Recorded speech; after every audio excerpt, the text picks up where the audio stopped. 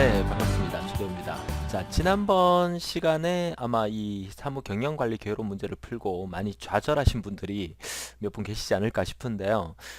지난 시간 마지막에도 제가 말씀드렸지만, 자, 3과목에 넘어오게 되면 이 프로그래밍 일반 과목이 엄청 쉽게 출제가 됐어요. 그래서 어느 한 과목에서 어렵게 출제된다 해서 절대 자신감 잃지 말고, 우리의 목표는 만점 맞는 게 목표가 아니라 합격하는 게 목표겠죠. 그래서 때때로 이제 어렵게 출제되는 과목이 있을 경우에 꽈락을 면할 정도로 여러분들이 정리를 해 두시고 3과목에서 점수를 많이 끌어올릴 수 있도록 해주시면 좋아요. 너무너무 쉽게 출제됐던 회차입니다. 이 3과목은 41번 문제가 지난번 시험에도 출제가 됐던 걸로 기억이 나는데요. 자, 다음 그림과 같이 기억 장소에서 16K를 요구하는 프로그램이 두 번째 공백인 16K 작업 공간에 배치되는 전략은 어떤 전략이냐? 이 기억 공간의 배치 전략은 크게 네 가지가 있죠. 세 가지가 있죠. 첫 번째가 first fit, 최초 적합, 그리고 best fit, 최적 적합, 그리고 lowest fit은 최악 적합입니다. 이 세 가지가 있으니까 혹시나 시험 문제에서 다음 중 기억장치 배치 전략에 해당하지 않는 것은 이렇게 나온다면 4번 second fit 이런 건 없습니다. first fit, lowest fit, best fit 세 가지가 있으니까.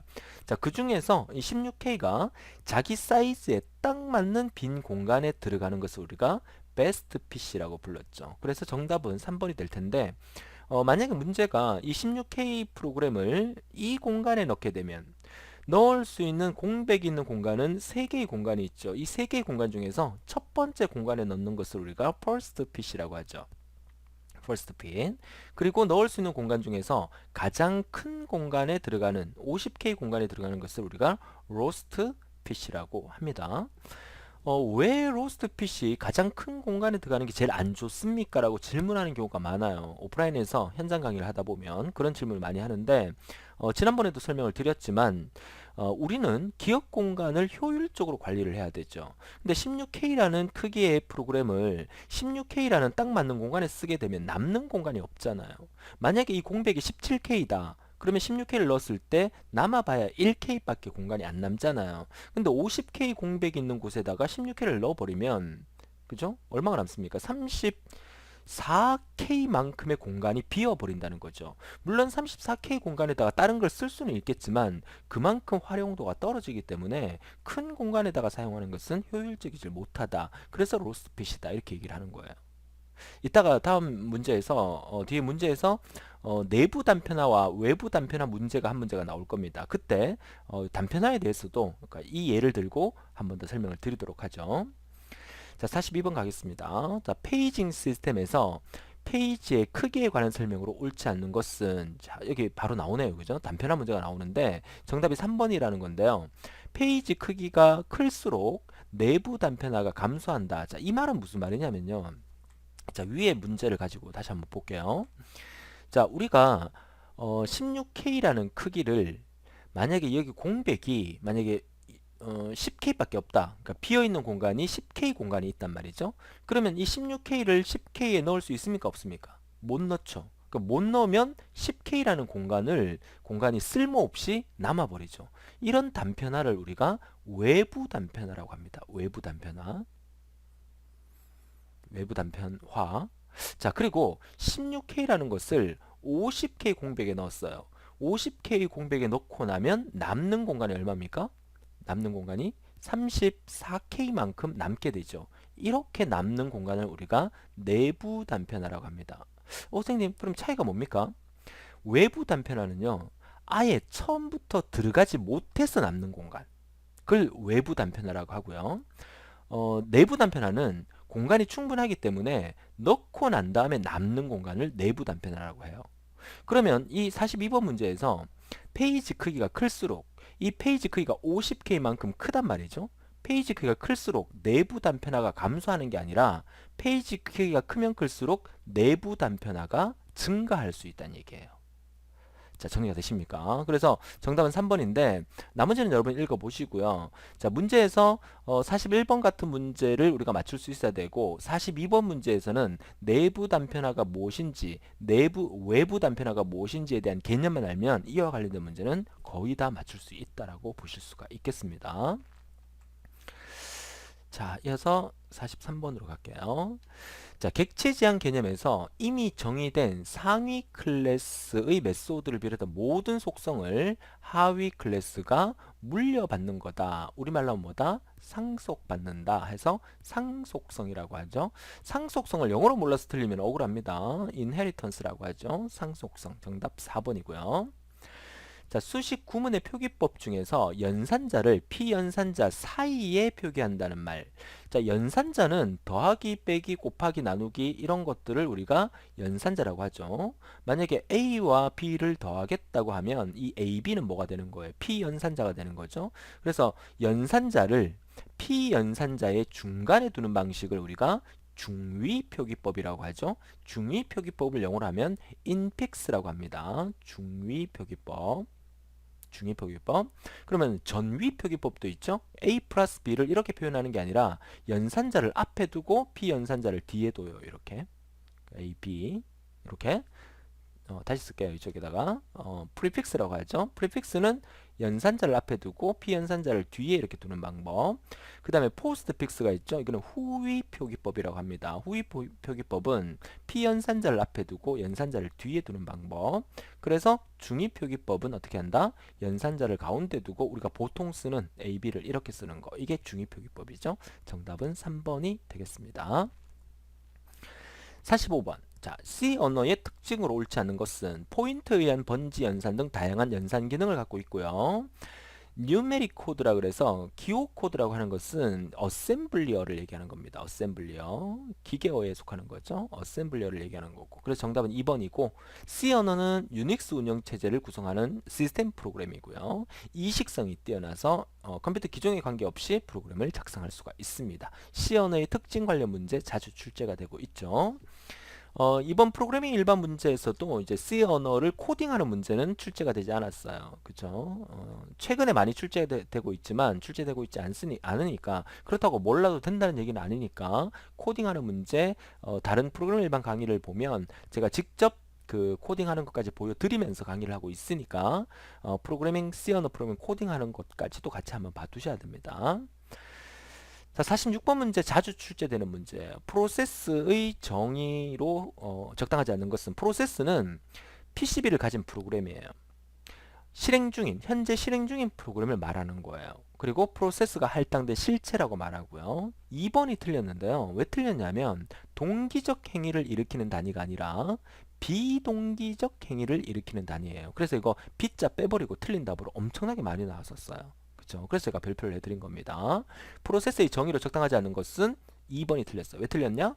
동기적 행위를 일으키는 단위가 아니라 비동기적 행위를 일으키는 단위. 다시 말해서 프로세스의 정의는 몇 가지? 네 가지. 그 첫 번째가 PCB를 가진 프로그램, 비동기적 행위를 일으키는 단위, 프로세스가 할당되는 실체, 그리고 현재 실행 중인 프로그램을 의미합니다.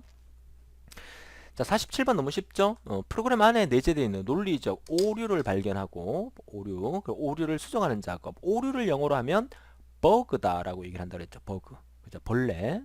모니터에 막 벌레가 막 끼어서 그렇죠. 코딩하는데 문제가 생긴다든가.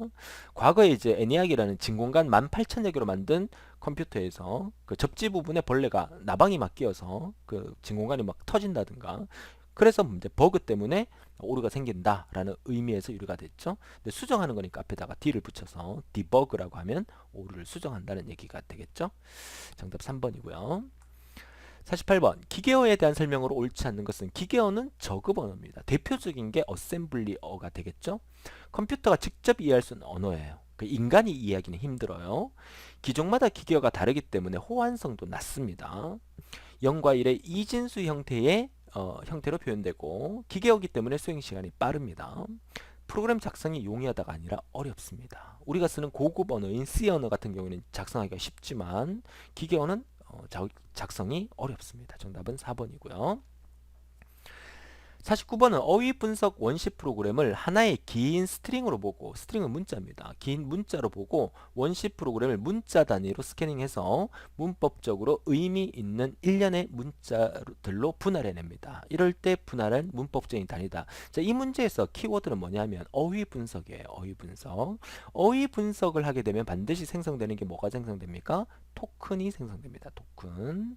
요거 본 강의에서 아주 제가 많이 강조를 했던 부분이죠. 어휘 분석 다음에는 토큰이 생성된다. 이렇게 기억하시면 되겠고요. 자, 50번 아주 단골 손님이죠. 이항연산의 반대는 뭡니까? 단항연산입니다. 단항.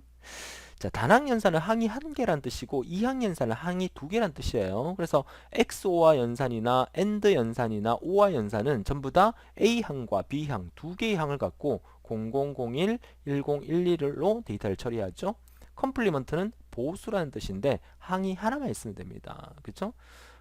A의 컴플리먼트 뭐 이렇게 표현한다 그러면 A가 만약에 1이다. 그 1의 컴플리먼트는 1의 보수를 나타내는 거니까 뭐 0이다. 이렇게 표현할 때 항이 하나밖에 없다는 의미죠.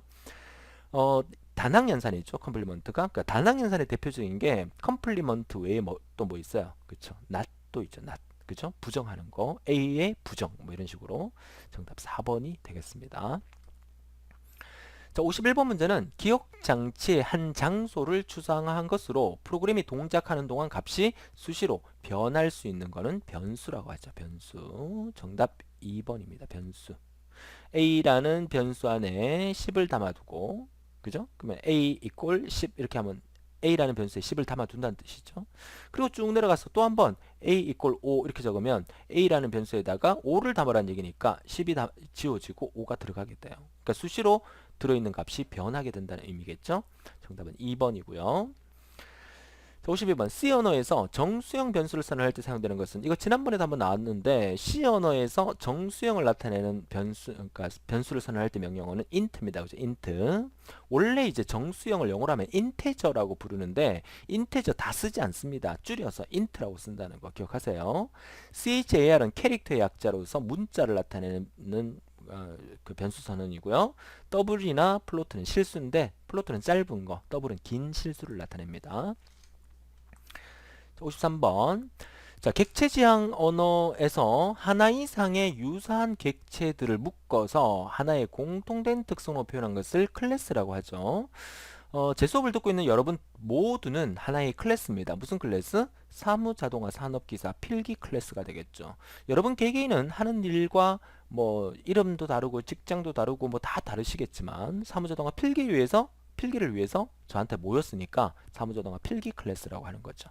어렵지 않죠? 53번 문제였고요.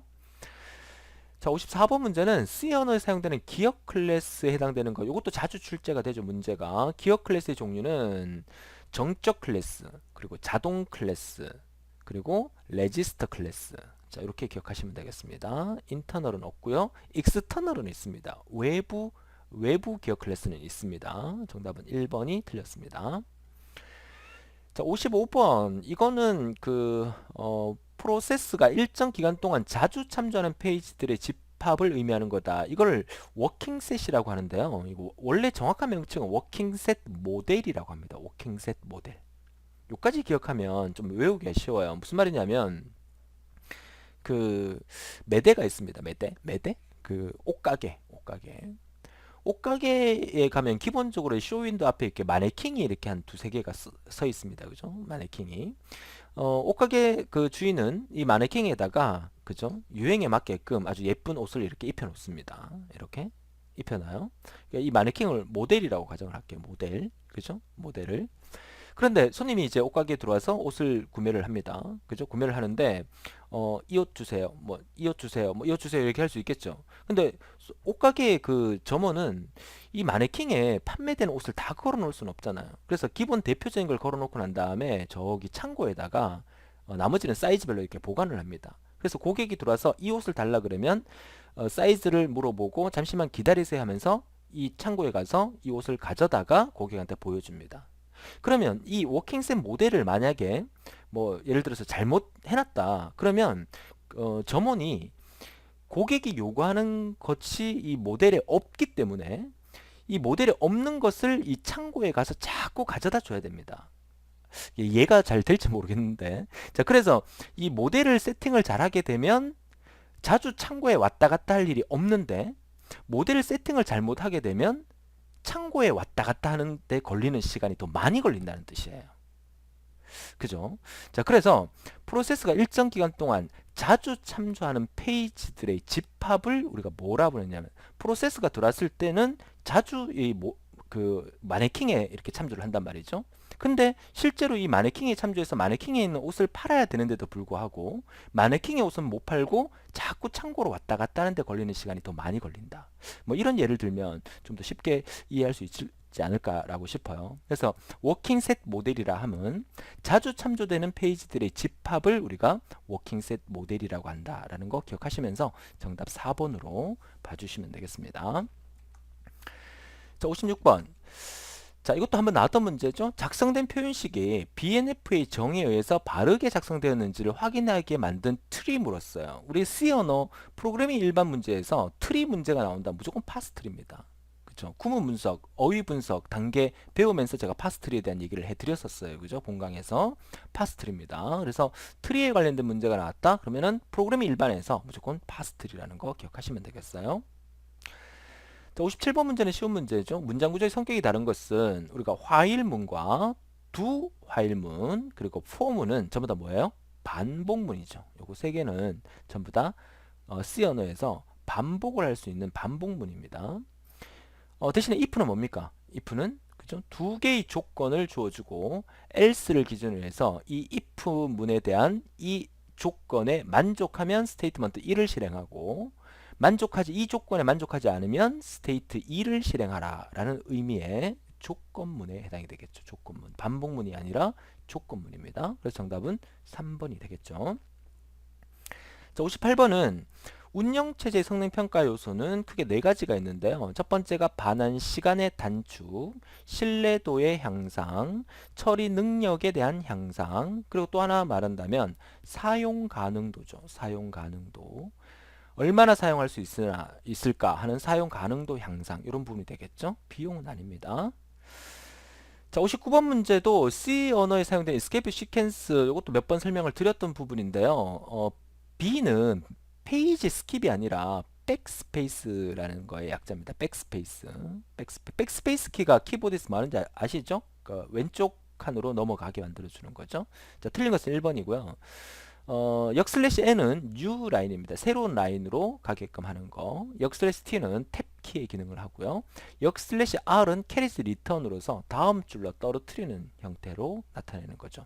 요거 두 개가 많이 나왔었죠. 우리 코딩할 때도 역슬래시 r은 많이 쓰였었어요. 그죠? 여기서 말하는 역슬래시는 우리 한글 키보드에는 역슬래시가 없어요. 역슬래시 대신에 원 표시가 이렇게 나올 수도 있어요. 근데 프로그래밍은 전부 다 이제 미국에서 주로 사용하는 거니까 영문 키보드에서는 원 표시가 없고 역슬래시가 있어요. 여러분 키보드에 엔터 키 바로 위에 백스페이스 키 왼쪽에 있는 그 원 표시를 얘기하는 겁니다. 요거 기억하시면 되겠어요. 자, 마지막 60번 문제. 자, C 언어의 두 화일문 아까 위에서 뭐라 그랬어요? 이거 반복문이라 그랬었죠. 반복문.